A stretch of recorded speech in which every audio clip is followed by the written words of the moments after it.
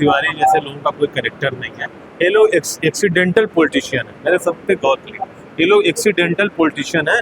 इन्होंने ना कोई त्याग किया है ना कोई तपस्या की है। त्याग किया है, एक पत्नी का त्याग करके दूसरी पत्नी को रखा। क्या अपने बच्चों के साथ क्या ट्रीटमेंट करते हैं सब समाज में छुपा नहीं है। दो मुँहे लोग हैं, पहले अपना चाल चरित्र सुधारे, उसके बाद देश सेवा और समाज सेवा करना है। भारतीय जनता पार्टी के समर्थकों से और नेताओं से निवेदन करना चाहूँगा कि आप भी अपना विवेक का इस्तेमाल करें और ऐसे दो मुँहे लोगों से जल्द किनारा।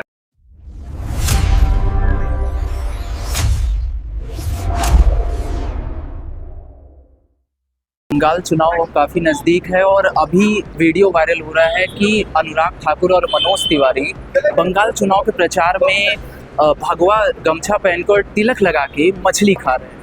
अभी इसी मुद्दे पर हमारे साथ बात करने के लिए जुड़ चुके हैं कांग्रेस के महानगर अध्यक्ष राघवेंद्र चौबे जी। हम इनसे बात करेंगे और जानेंगे आखिर इनकी क्या इस पर है, क्या कहना चाहेंगे। इनका दोहरा चरित्र सामने आ रहा है।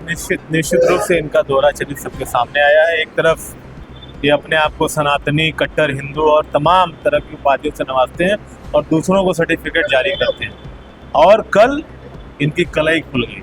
एक तरफ आसाम में इनके मुख्यमंत्री चिल्ला के लोगों से बीफ खाने के और गाय खाने का कर रहे थे कि आप घरों में खाइए, और कल कलकत्ता में वो वोट की राजनीति के लिए आपने खुद सब मोदी जी के चेले चपाड़े लोग हैं।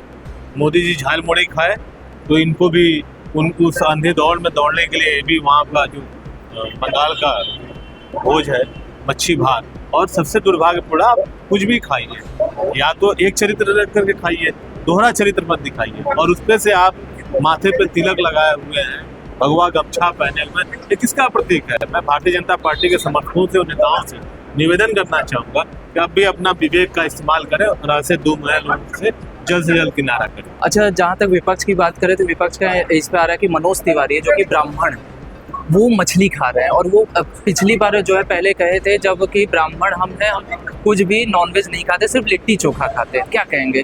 देखिए, ये मनोज तिवारी जैसे लोगों का कोई कैरेक्टर नहीं है। ये लोग एक्सीडेंटल पॉलिटिशियन है। मेरे सब पे गौर करिए, ये लोग एक्सीडेंटल पॉलिटिशियन है। इन्होंने ना कोई त्याग किया है ना कोई तपस्या की है। त्याग किया है, एक पत्नी का त्याग करके दूसरी पत्नी को रखा। क्या अपने बच्चों के साथ क्या ट्रीटमेंट करते हैं सब समाज में छुपा नहीं है। दो मुँहे लोग हैं, पहले अपना चाल चरित्र सुधारे, उसके बाद देश सेवा और समाज सेवा का संकल्प। अच्छा, क्या लगता है कि चुनाव का जो नतीजे होंगे क्या रहेंगे असम और बंगाल में? निश्चित रूप से भारतीय जनता पार्टी का तुरंत हारेगा और लोकतंत्र जीतेगा। क्या लगता है कि जो झालमुड़ी स्टंट है वो काम नहीं आएगा? पूरा स्टंट जनता 12 साल से स्टंट देखते देखते उब चुकी है और इस बार अपना स्टंट इनको दिखाने जा रहा है। अच्छा, एक सवाल और आपसे रहेगा कि योगी आदित्यनाथ का भी बयान वायरल हो रहा है। विवेकानंद ने ये कहा है, मैंने कल ही बोला था, भारतीय जनता पार्टी को और उनके नेताओं को ना इस देश के महापुरुषों की अवहेलना करना, अपमान करना एक फैशन बन गया है। और निरंतर उस क्रम में योगी जी भी बंगाल में जा करके और बंगाल के बेटे सुभाष चंद्र बोस जी का अपमान करने का कृत्य किया। उनको बंगाल के समाज से और देश से माफी मांगनी चाहिए। पर इस मुद्दे पर भाजपा आईटी सेल से ये आता है कि विपक्ष एआई वीडियो बना रही है। जब ये फंसने लगते हैं तो अपनी बेहयाई बतियाने लगते हैं, उनकी बेहयाई आने लगती है। आपने मनगणना में देखा, हम लोगों ने बोला तो ये योगी जी आगे बोले कि एआई जनरेटेड।